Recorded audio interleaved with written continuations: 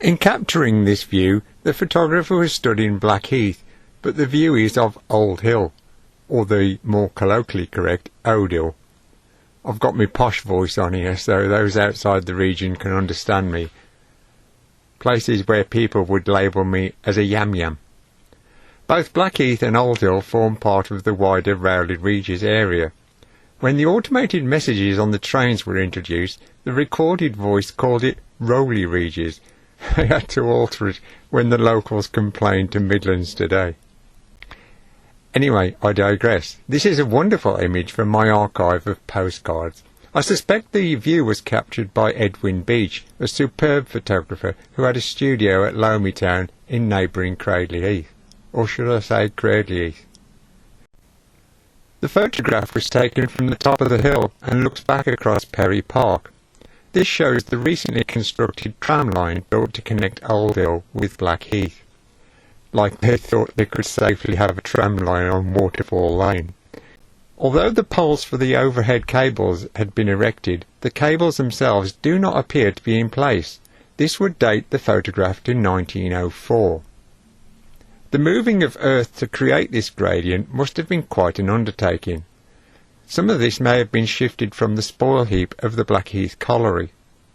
The contractor for the work was George Law & Co Limited, a firm also responsible for the overhead cables and other infrastructure. Opened in November 1904, tram services ran every 30 minutes from 6 a.m. until 7:40 p.m. and every 15 minutes afterwards until 11:40 in the evening. Oh, to have such a service these days! Initially the fare was 1 penny from the cross at Old Hill to the Crown Inn near Old Hill railway station, and a further penny from the Crown Inn to the Handel Hotel near the market at Blackheath. A 2-penny fare for the whole distance was regarded in the district as excessive, and passengers complained that if they were compelled to pay a penny from the Cross to the Crown, then they should be able to go the whole distance for 1.5 pence. The landscape seen here in the early Edwardian period was very industrial. The Great Western Railway Stourbridge Extension railway line can be seen to the left. Some of the original brickwork for the Gorsty Hill Bridge on Station Road can still be found, though the bridge itself has been upgraded over the years, partly due to numpty bus drivers trying to squeeze under it with an unscheduled double-decker. Another small bridge can be seen spanning the Dudley Canal. This is Wright's Bridge, used by many, including myself, to venture to both the Navigation Inn and the Sportsman and Railway Hotel.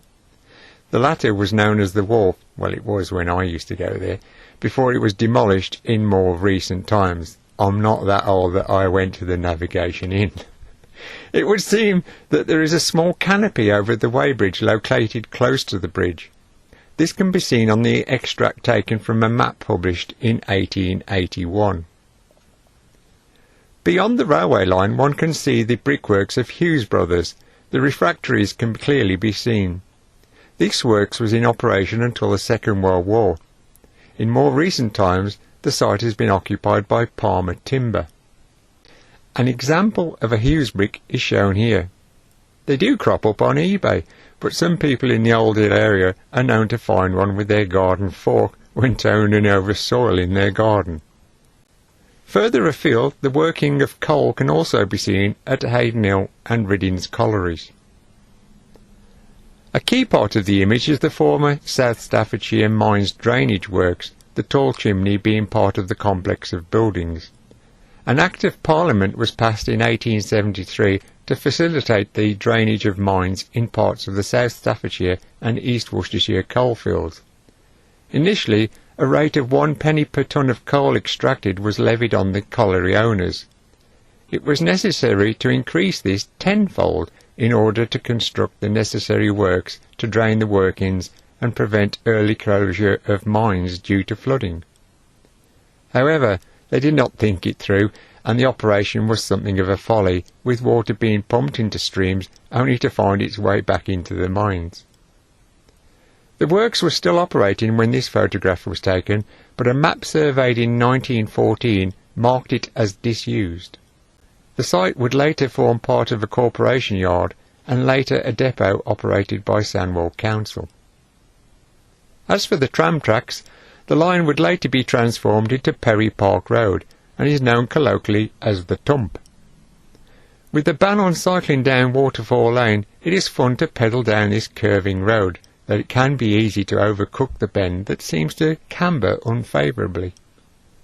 When training for a hilly event, I once spent an evening cycling up Waterfall Lane and then rolling down the Tump and going round again. I was the source of much amusement to those drinking outside the waterfall, especially on the 20th lap. Thanks for viewing and listening to my blurb. You can post your comments below, particularly if they will enhance the information for other viewers. You can also click on the subscribe button to receive a message when a new video is uploaded.